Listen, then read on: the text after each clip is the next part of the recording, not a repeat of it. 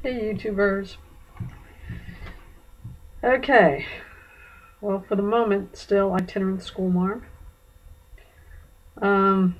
It is January 4th, Monday, around 9:30 a.m. Last 2 days I've been trying to contact Pronet.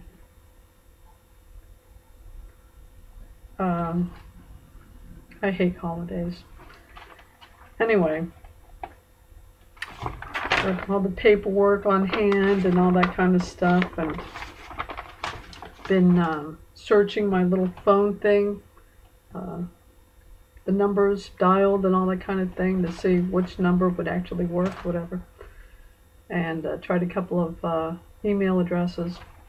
Anyway, translator finally returned from holiday and answered my email. So I'm just going to have it delivered. I was going to just switch out one of the suitcases, switch out the smaller suitcase for the larger one, so I wouldn't have a problem securing my laptop, and just leaving it here, just paying a year's worth of storage at $10 a month, you know, why not?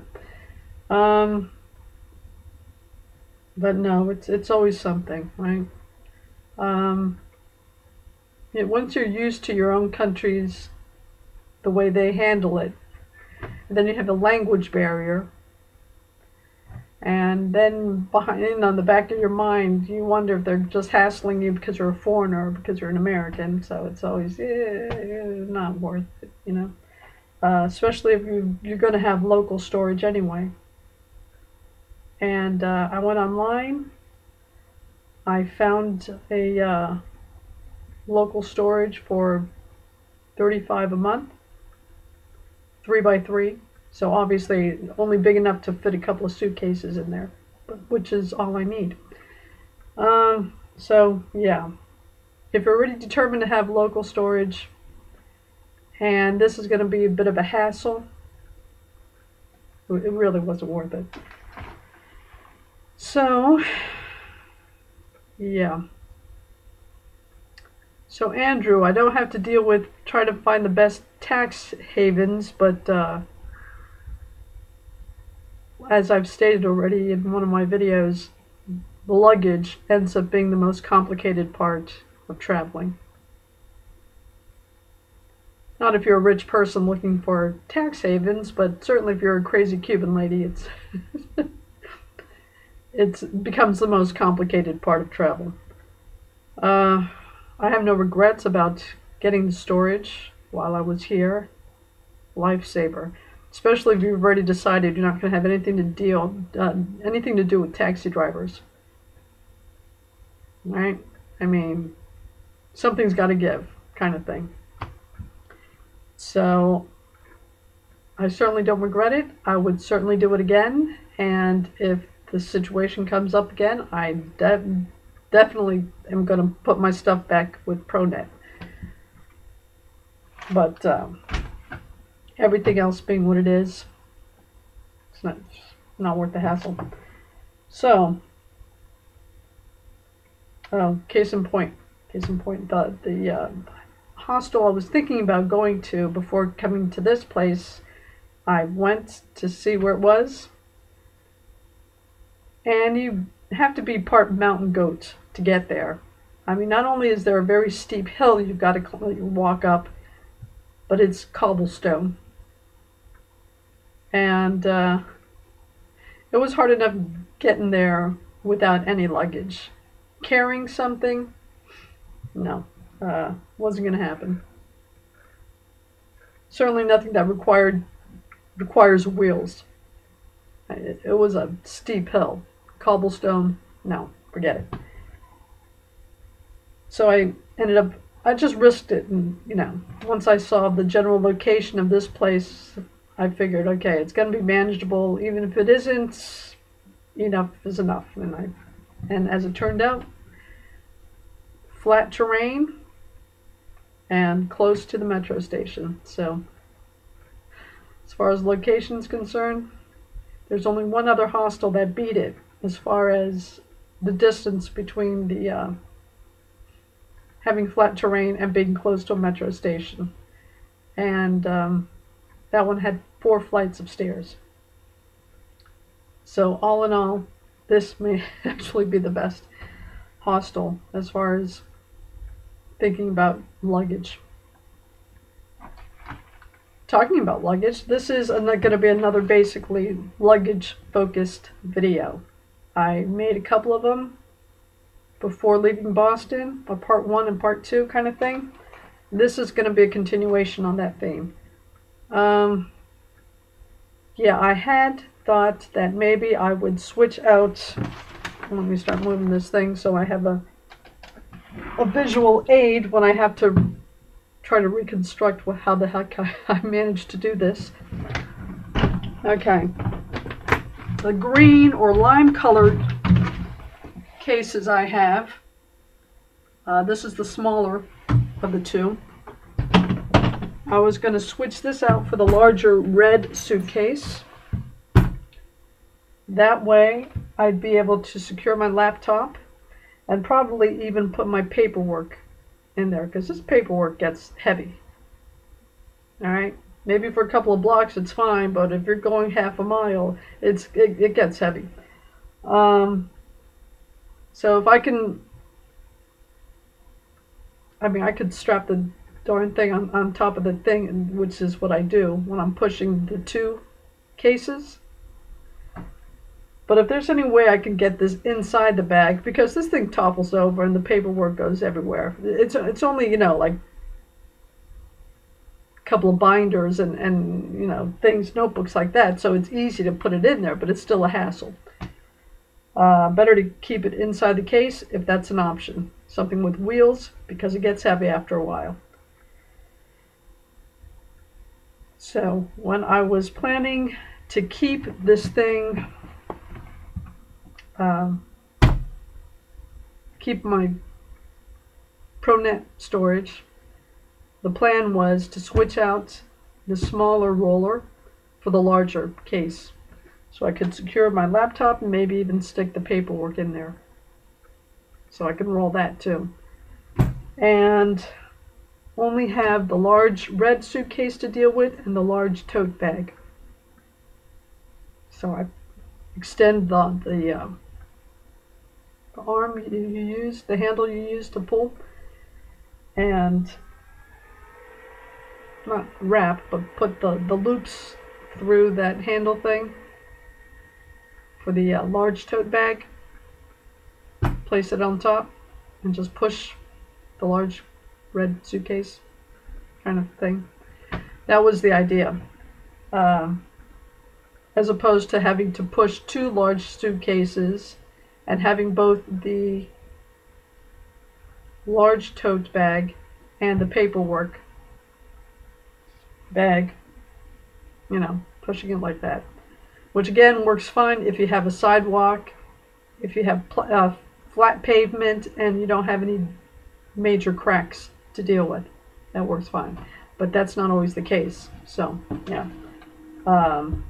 Keeping the ProNet storage, I would have been able to, had I been able to arrange it the way I was thinking about arranging it.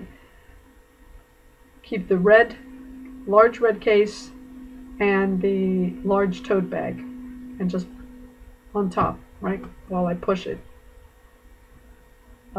So if I have an incline, I can just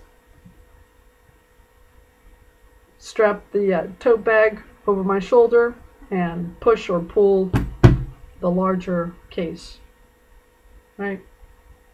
Better than having 2 to deal with. So that was one. I'm giving myself as many options as I can come up with. I made notes on this because it gets pretty involved. Like I said, no tax havens to deal with. No paperwork as far as trying to get all those different passports. But yeah, logistics, definitely a major consideration when you don't have a fortune and you can't pay for porters. You don't want to deal with taxi drivers. Yeah. And you don't have an elevator. Right? Because you're not going to find a hostel. And don't worry about it. Not going to happen. Okay. All right. Local storage. All right. I've already mentioned that. One suitcase and large tote bag. I mentioned that. Oh, the cards. If you're going to be in a place for 6 months or more, you're going to be moving around like this, it's worth getting a cart. You know those little old ladies with their shopping carts? Yeah. No, not the big, full-fledged supermarket carts that people steal from supermarkets. Just the individual shopping carts that you see these little old ladies pulling when they do their grocery shopping. That shopping cart. If you're going to be in a place for 6 months or more, and you're staying in hostels and stuff, you're going to be moving back, yeah, it's worth going ahead and throwing down for a shopping cart, one of those kind of carts. Because even if you get good at it, you're still probably going to make 2 trips. You know? If you have a shopping cart, you can just throw everything in one cart and one trip. That's it. All right. What else did I want to mention? Okay, securing my laptop. Not having to carry my paperwork for more than half a mile, right? I think that's it. Of course, never take water. Leave the water behind. Okay, don't worry about it. Hopefully you don't have too many canned goods. All right, so we got movement. Okay, so I think that basically covers it for the luggage at this point in time. There is another video I want to make with Istanbul video. It's a street I found the other day when I was relocated and searching for my. I went back to my old market, and they didn't have my canned beans. The beans they did have, they were charging 7 Turkish lira for. Yeah, I wasn't going to go for that. So I ended up hunting for more grocery places, and I found the store. The same store I found the Carrefour trip I made the other time when I was at my first hostel. The same street, but a different route. So I found out exactly how useful that street is going to be, and I'll make a video on that because it's that useful. Okay, so that's my update. I've been back and forth trying to contact ProNet, which basically is why I've decided to take this route. Basically why I searched out for the Boston storage that I've already secured, reserved. At that price, grab it. That's like 35. Anywhere within the city limit is unbelievable. Yeah. That's only online. That's only an online price. You're definitely not going to find that if you walk up to the storage facility itself. So definitely grabbed it. I could get to it using public transportation. So, you know, it's like, oh my gosh. Yeah, I grabbed it. So I already have my Boston thing set up. I've already contacted. Like I said, he answered my email thing, and I've already told him my current address and directions. And yeah, wrapping it up. But I still have that video I want to show you where